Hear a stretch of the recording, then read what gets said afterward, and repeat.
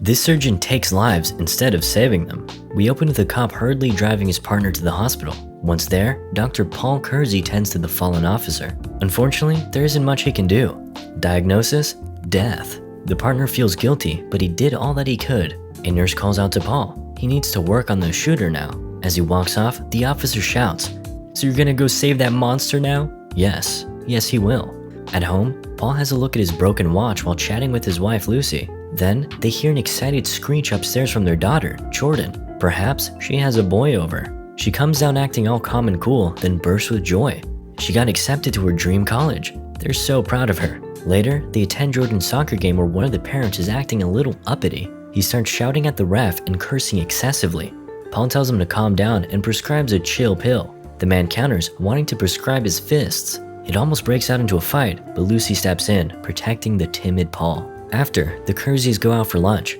They're all excited for Jordan to start college. However, Paul's brother, Frank, suggests she picks up some martial arts skills to fight off any creepy boys, aka beta males.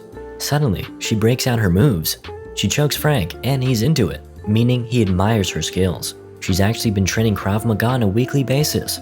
Very cool. Outside the restaurant, Frank asks Paul for $2,000 to pay off some debts. In the past, he was convicted of a crime, making employment difficult. As the good brother he is, Paul accepts. Then, the valet comes and Frank jokes that Paul's the man with all the cash. While just a passing joke for Frank, the valet takes it to heart and inspects Paul and his family. This guy seems like he's got money and a happy life. Time to ruin it. The man, Miguel, pulls up Paul's address in his car and snaps a pic with his phone. Oh, also, he's got his initials tattooed on his arm, a detail to remember.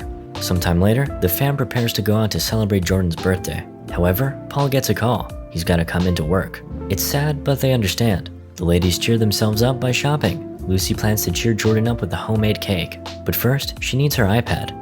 Jordan heads up to get it, but it's not in its usual spot. Then, Lucy notices one of the windows are open.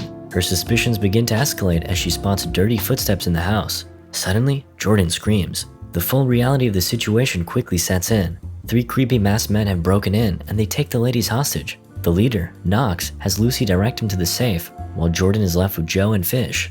Lucy has difficulty opening their safe under pressure while Jordan gets all kinds of creepy vibes from Fish. His partner tells him to stop goofing around and they begin to argue. Jordan capitalizes on the moment and attacks with a knife. Lucy runs down soon after and throws boiling water on Fish. A meal's gotta cook. In retaliation, the men open fire. At the hospital, Paul is alerted of 2 new victims. When he goes to check on them, he's stopped, but realizes what that must mean. He runs over to Lucy and finds that she's come down with a severe case of not being alive. As far as Jordan, she's in a coma. Paul later meets with some detectives, Kevin Raines and Leonore Jackson, who launch an investigation into Lucy's murder. Come on, man. Paul attends Lucy's funeral with her family. After the service, Paul rides with Lucy's father when suddenly he stops and hops out of the car. He noticed some poachers in the area and they clapped his deer. Lucy's father grabs his rifle and shoots after the men, but they get away. Paul is shook. The gun-wielding alpha male explains that sometimes you gotta take the law into your own hands and defend what's yours. In the aftermath of all this, Paul is having trouble sleeping, so he goes to therapy. She helps him work through his trauma and offers some tips on getting a good night's sleep. No minute movies before bed. He understands that recovery is a process, but isn't sure what the end goal is. His wife is gone, his daughter is comatose, and he feels like he failed. He wasn't there to protect them when they needed him most. Later, Paul checks in with the police department about his case. Luckily, he arrives just as Kevin is getting water and gets buzzed in without an appointment. Kevin has a wall full of sticky notes, open cases left unanswered for months. Despite this, Kevin assures Paul his case is different since it wasn't gang-related. As you must know, gangs live by the ancient Chinese proverb, snitches get stitches. Kevin implores Paul to have faith and wait, but this just makes Paul feel even more powerless. At night, he decides to go for a walk when he notices 2 thugs harassing a woman. He intervenes, which stops the men from hurting her, but they turn their attention to him instead. They beat him up pretty badly before leaving him lying on the street. During his recovery period, Paul sees an ad on TV for a gun store and he takes an interest in purchasing a weapon. He goes to the store and speaks to Bethany, who explains the process of getting a gun in America. Basically, if you have a pulse, you're good to go. Though he takes note of all the security cameras and the fact that the gun and its bullets will be traceable back to him, and decides against buying one. Another day at the hospital, another gunshot victim, but this time the thug drops a Glock. Paul quickly kicks it under the bed. He somehow manages to bring it home undetected and proceeds to learn how it works. Ha, I think you just pulled the trigger, dummy. We proceed with a training montage overlaid with his day job. You see, in the day he saves lives, and at night he's preparing to take them. One night, he checks up on Jordan and finds that her condition has worsened. She's having seizures now. As a precaution, she's been strapped to the bed. Paul notes the irony.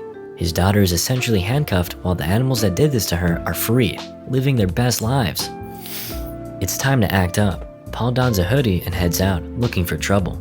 Soon, he sees a carjacking take place as 2 thugs assault a man and take his girlfriend in their car. Paul shouts out and they immediately respond with bullets. He shoots back at the car, causing it to crash. Then, the kickback of the gun slide cuts his hand. All the meanwhile, someone is recording him. This is sure to be a viral hit. One of the carjackers stumbles out of the car and begins firing sporadically. Paul waits for the perfect shot, then pops him. He walks over, looms over him, and puts him down for good. Then Paul walks to the car and checks on the driver. He's fine, just sleeping. The detectives arrive on the scene hours later. After speaking to the witness who recorded the incident, they learn that the video was, in fact, a viral hit. At home, Paul sees his handiwork for himself, and he's loving it. The next day while driving to work, Paul tunes into the radio. They're all talking about his heroic vigilante ways. They even dub him the Grim Reaper. At work, Paul tends to a boy who was shot in the leg. He tells Paul that the so-called ice cream man did this to him because he didn't want to sell. And he ain't talking about delicious cold treats. Paul checks the boy's address, then assures him that everything is gonna be fine. True to his word, Paul pulls up to the turf while Chief Keef is bopping in the background. Bang bang. Paul finds the street name and then goes to find the ice cream man. He introduces himself as his last customer before dumping his load all over the man's chest. The reaction following this is mixed. Some think vigilantes are cringe, while others think it's based. Kevin and his partner arrive on the scene and spot some kids reenacting the scene. Kevin notes that the boy is shooting with his left hand. Interesting. He reviews the Reaper's footage and finds that the mystery man is indeed left-handed. Back at work, another gunshot victim is brought in, and this time it's Miguel, whom Paul recognizes from his tattoo. While Paul uses a defibrillator on him, he notices a rather familiar watch. It's his. What time is it? Snooping time. Paul takes Miguel's phone from the ambulance and unlocks it with his thumb. Inside, he finds the picture of his address on the phone. He also goes through his contacts and finds that all the stolen items from the safe are being sold at a pawn shop. So, Paul pays a visit and speaks to the owner, Ponytail. He name drops Miguel, leading Ponytail to get suspicious. As he circles around Paul, he notices that his hoodie has a morgue tag on it. Uh-oh. Ponytail casually texts Fish, alerting him to the doctor's surprise visit. Paul asks him if he's got any watches. Ponytail says yes. He goes to reach for an oddly gun-shaped one. Then Paul attacks, stabbing his hand. He forces him to take him to his belongings. He takes Paul to the back to find his stuff, but moments later, Fish shows up and attempts to shoot Paul. But he pops Ponytail instead. Certified bruh moment. Paul and Fish exchange gunfire, but then Paul's gun jams. Fortunately, Fish slips on some water, and Paul feels a sudden musical inspiration. Yeah, it even struck a chord with Fish. Fish flees, but just as he's about to taste freedom, Paul manages to tag his leg. He's probably thinking, darn, the hitboxes in this game are way too big. Fish tries to weasel his way out of Paul's wrath by giving up Joe, who he reveals works at a local auto shop. Suddenly, Fish attacks. Paul is stunned and accidentally fires a shot off. The bullet hits a bowling ball, which begins to roll. Fish closes in, but as fate would have it, he gets bonked. Beautiful. Paul is sure to collect the hard drives before fleeing the scenes. At home, he watches a tutorial on how to destroy the data inside. This was before YouTube removed dislikes, so he's certain it's a good tutorial. After, the media frenzy continues. Now, there's even memes of the Reaper. Nice meme. At work, Paul gets a visit from the detectives. There's been a break in the case. A man named Fish got fried, and they found the pawn shop with all his stuff. Of course, he already knows all this, but acts surprised anyway. You'd think Kevin could spot when someone has a dark alter ego by now, right? 'Cause Breaking Bad. After, Paul goes to the garage where Joe works. Joe rudely tells Paul he's closed, so Paul grabs a wrench and hits his off button. Paul then places Joe under the car, which is being propped up by a crowbar. He puts his surgeon expertise to good use, and Joe is soon giving up answers. He reveals that Knox was the mastermind behind the whole thing, but he isn't someone who is easily found. Apparently, he finds you. With all the information he needs, Paul delivers a sick one-liner. "That was off the chain, yo," he says before yanking the chain and condemning Joe to a car coffin. Meanwhile, the detectives pay Frank a visit. They think he's the Reaper. He's left-handed, has motive, and not such a clean record. We cut to Paul chilling with Jordan. As usual, she's not very talkative. He receives a text. An unknown number is threatening to reveal the truth about him. The phone rings. It's Knox. He invites Paul to meet him at a club, but not so they can dance. Fearing for his brother, Frank checks in on Paul, but he doesn't seem to be home. Frank lets himself in and stumbles upon Paul's mess of a basement. He spots bullets and realizes what's really going on. Back to Paul, he arrives at the club and is told to meet at the bathroom. Inside, he calls the phone and takes aim. He unloads while everyone else runs away in fear. The stall opens. It's empty. Suddenly, Knox appears from behind, firing away. Protected by a human shield, Paul takes cover but doesn't fire back, fearing for the innocent.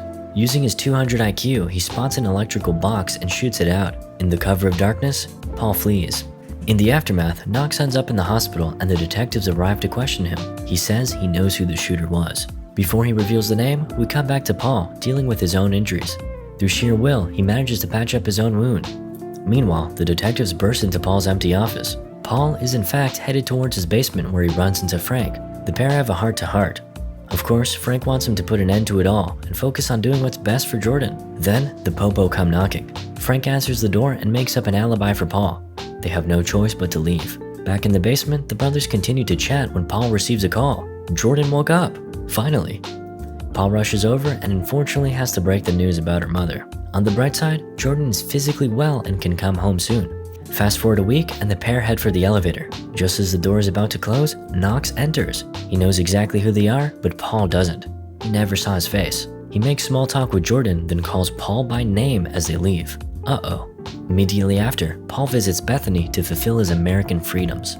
After Jordan returns home, Knox returns to the house with 2 other goons. Jordan hides in the closet as Paul deals with them. He pops the 2 goons using his super stealth skills, but Knox is nowhere to be found. Paul checks the basement, then gets surprise attacked. Knox savors the moment while Jordan panics. She pops out of her hiding spot and runs over. Knox gets distracted and Paul seizes the moment. He opens a nifty compartment under a table to pull out a huge gun and pump Knox full of lead. After, the detectives arrive on the scene. Kevin talks to Paul about what happened, questioning him about the guns. Although Paul's story is clearly suspicious, Kevin decides to make up a story that Knox returned because he thought Jordan would identify him. Later on, Paul drops Jordan off at college. On his way out, he notices a man who just committed a robbery. He calls to the man and pretends to shoot him with his finger. Moral of the story? You can save lives by taking them.